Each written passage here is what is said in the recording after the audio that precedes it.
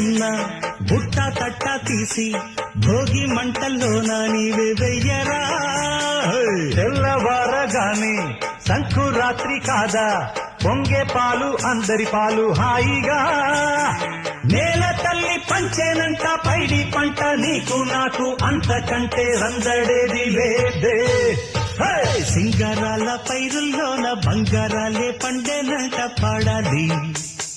నవ్వుల్లోన పువ్వుల్లాగా జీవితాలే సాగాలంట ఆడాలి.